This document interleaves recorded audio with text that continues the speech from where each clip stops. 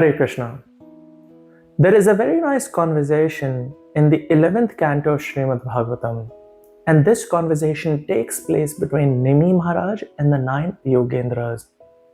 In this conversation, Nimi Maharaj asks 9 different questions from the Nine Yogendras, and they are: how to perform devotional service, what are the various qualities of a devotee, what is the purpose of this material world, how can one become free of this material world, what is the position of Krishna, what is Karma Yoga, what are the different incarnations of Krishna, what happens if one does not worship Krishna, and what is the best way of worshipping Krishna in Kali Yuga. The answers to these questions, they help us better understand the purpose of this material world, the qualities and characteristics of a devotee, and how to perform devotional service. In one way, the answers to these questions represent the entirety of the syllabus of Krishna consciousness. So one might say, well, the answers to these questions are also in Bhagavad Gita, so why should I study this conversation? And so there are 3 key reasons why we should study this conversation between Nimi Maharaj and the Nine Yogendras. The first reason is, while Krishna has given the answers to most of these questions in Bhagavad Gita, he has given these answers from the position of God, whereas the answers given by the Nine Yogendras is from a position of a devotee. And when we read or hear the various descriptions from a devotee, then we also imbibe their devotion from that study. The second reason why we should study this conversation is because the answers given are quite concise and efficient, and so we can easily understand the answers to these questions. And the third key reason is that this meeting between Nimi Maharaj and the Nine Yogendras took place in only a few minutes, and so they teach us the quality of questions we should be asking of Vaishnavas when we meet them, so we can derive the greatest benefit from only a short span of time. So in this video, I'm hoping to take a deeper dive into the answers given by the Nine Yogendras for these questions, in the hope that they help you becoming familiar with this conversation and in the performance of your own devotional service. So the first question asked by the Nine Yogendras is, how is devotional service performed? And the answer given is that depending on the nature of a person, the qualities that they have, what they're good at, they should offer everything with body, with words and mind, and for the service of Lord Sri Krishna, thinking that this offering is for the pleasure of Krishna. In general, the devotees who are householders should learn from senior devotees how to perform devotional service unto Krishna. Grahesu avasthito rajan kriya kurvan yathochataha. The devotees who are householders should continue performing their service in the situation that they are in. Vasudevarpanam sakshad. They should offer the results of their work for the service of Vasudev, for the service of Krishna, Upasita Mahamuni, by taking guidance from senior devotees. And specifically, there are 6 devotional activities recommended for householders. The first one is being satisfied with whatever means of life, whatever income comes naturally. And one should not over endeavor. That is, whatever we are earning, we should give a portion of that for the propagation of Krishna conscious movement. We should not necessarily over endeavor and think, only if I were to earn more, I will be able to give more, but be able to give with whatever we are earning at the moment and whatever our current capacity is. The second one is to regularly read and hear Srimad Bhagavatam. And so there is a very nice verse in Srimad Bhagavatam, Nashta prayeshu abhadreshu nityam bhagavata sevayam. By constantly reading and hearing Srimad Bhagavatam, almost all material miseries almost all elements which are inauspicious to the heart are destroyed. Bhagavati uttama shloke bhaktir bhavati neshtaki. And in this way, devotional service to Lord Sri Krishna is developed within the heart. And so this verse says that by reading and hearing Srimad Bhagavatam, almost all of the material miseries and inauspicious elements are destroyed. And so the third activity for householders is to perform the chanting of Krishna's names. And so the concluding verse of Srimad Bhagavatam is Nam Sankirtanam Yasya Sarva Papa Pranashanam, that all of the sins are destroyed when we perform chanting of Krishna's names. Pranamo Dukkha Samanastam Namami Harim Param. And one experiences relief from all material miseries by chanting Krishna's names. The fourth activity prescribed for householders is to constantly and regularly associate with devotees, and only in association of devotees can we better understand Krishna's names, forms, qualities, and pastimes. The fifth activity recommended for householders is to consume only prasad, food which has been offered to Lord Sri Krishna, and also to distribute that prasad to all living entities. And the last activity recommended for householders is to worship the deities at home and at the temple, and only by worshipping the deities can we learn how to perform personal service unto Lord Sri Krishna.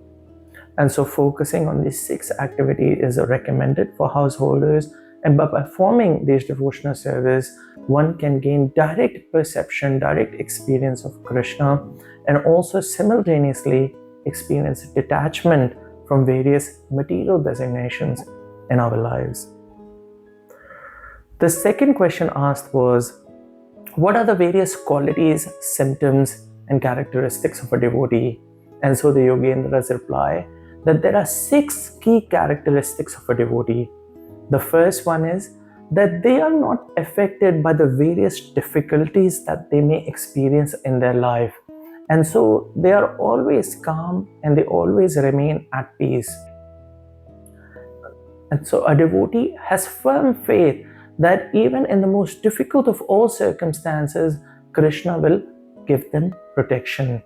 And so Krishna may not necessarily give them what they want, but will definitely give them what they need. The second characteristic of a devotee is that they have no plans to make a name for themselves, to garner praise from other devotees or other people, or to become wealthy. And in this way, they are not necessarily over-endeavoring in any of their activities in their life. The third characteristic is that they do not have any pride, nor are they envious of any living beings. The fourth characteristic of a devotee is that they are not selfish, thinking this is my property, this is their property, but they think that everything belongs to Krishna, and as such, everything should be used for the service of Krishna. The fifth characteristic of a devotee is that they see the presence of Krishna in all living beings, and as such are friendly to all living beings. And the sixth characteristic is that they perform chanting of Krishna's name with genuine love and attention. And so these are the 6 characteristics that we should all be aspiring for as practicing devotees. The third question asked is, what is the purpose of this material world? And the answer given is that there are 2 main purposes of this material world. The first one is to try and enjoy as much as we can and in as many ways as we can. However, this enjoyment does not necessarily give us permanent happiness. It may give us a feeling of temporary happiness, but it will be very short-lived and it won't last very long. And so there is a very nice verse in Srimad Bhagavatam which says, Yavanto Vishaya Prasthras Trilokyam Ajitendriyam, that if a person is endeavoring to satisfy their senses and their senses are uncontrolled, that they do not have any control on their senses, then na shaknuvanti te sarve pratipuritum nripa, that even if you give them the contents of this entire world, they will still be unsatisfied. And so we have the example of Hiranyakashipu, who had access to everything this world has to offer at his fingertips, but he was still not happy. And so we are placed in this perpetual cycle of birth and death, so that in every life we can try and enjoy as much as we can in all the different ways that we can. And when one person realizes that actually there is no such thing as permanent happiness, but only mixed happiness, then one comes to the realization for the second purpose of this material world, which is to become free from this repeated cycle of birth and death. And then, by becoming free from this material world, go to that spiritual world where there is permanent happiness. And so, by bringing Krishna into our lives, when the time comes for us to depart this world, Krishna will ensure that we go to that world where there is permanent happiness. And so Krishna says in Bhagavad Gita, Udara sarva evaite jnani tva atma eva me matam, that devotee is best who is trying to understand me for who I am. Astitah sahi yuktatma, such a devotee tries to perform devotional service and has the realization that mam evano uttamam gatim, that I am the most important goal in their life. And so these are the two main purposes of this material world.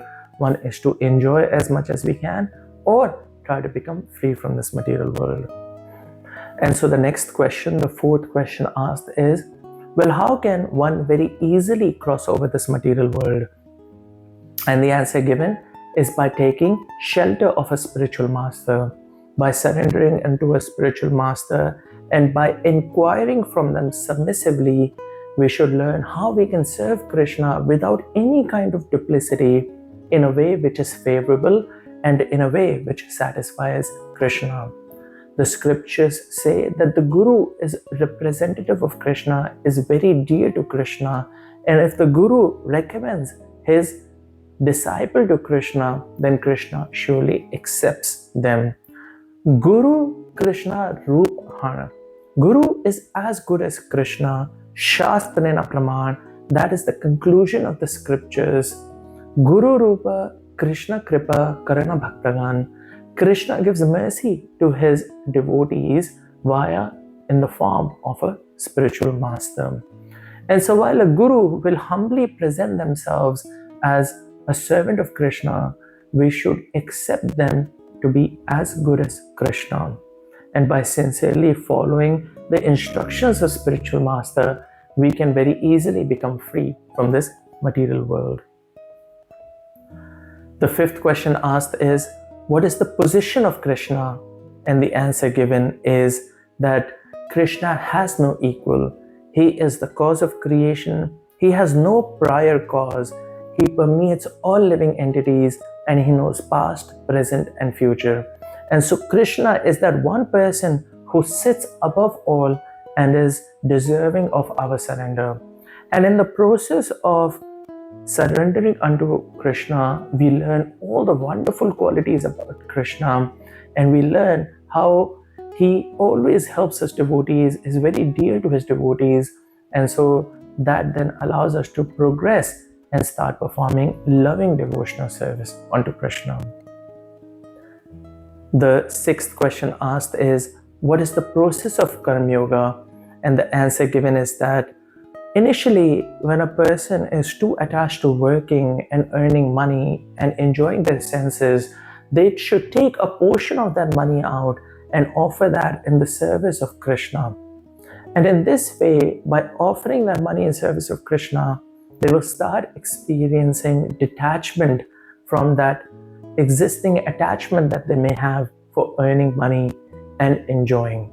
And in this way, this process of offering their money, their assets, their time, their efforts to Krishna is called Karma Yoga. So the difference between Karma Yoga and Bhakti Yoga is that in Karma Yoga, a person is initially attached to working and earning money and enjoying senses, and by offering the results to Krishna, they start experiencing detachment. But in Bhakti Yoga, a person is initially attached to Krishna, and working and earning money is only a means, a secondary means by which they feel they can serve Krishna a bit better. The seventh question asked is, please tell us about the various incarnations of Krishna.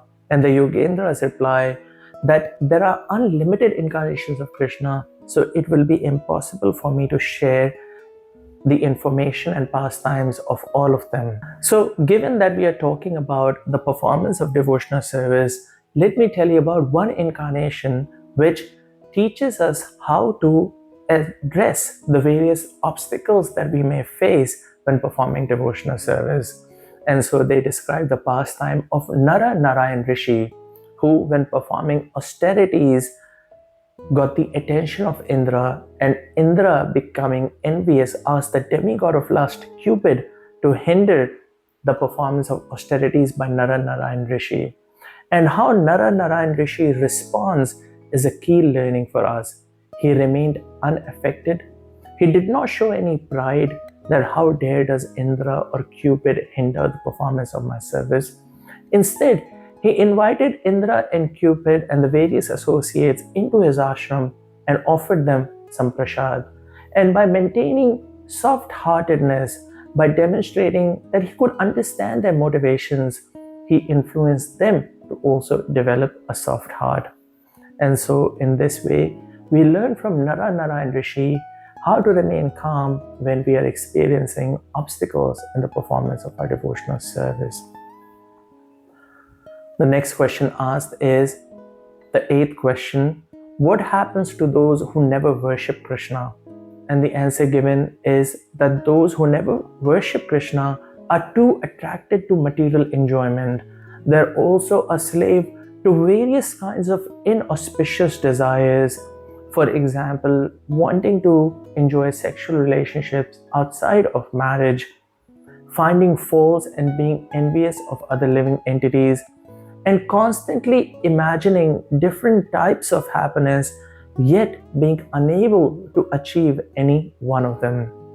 And so, a person who is not worshipping Krishna will not be able to escape this state of mind and become free from these kinds of inauspicious desires. And the last question asked, the ninth question, is that, well, how can we worship Krishna in Kali Yuga? And the answer given is by chanting the names of Krishna is the best way of worshipping Krishna in Kali Yuga. Kriti yad dhyayato Vishnum. In Sat Yuga, the best way of worshipping Krishna was by meditation. Treta yam yajate makhe. In Treta Yuga, the best way of worshipping Krishna was by performing austerities and sacrifices. Dwapare paricharyayam. In Dwapar Yuga, the best way of worshipping Krishna was by serving his lotus feet, and Kalau Tadhari Kirtanat. And in Kali Yuga, the best way of worshipping Krishna is by chanting his names. So I hope that this video helped you in becoming familiar with the conversation between Nimi Maharaj and the Nine Yogendras, and it also helps you in your preaching activities and the performance of your own devotional service. Hare Krishna.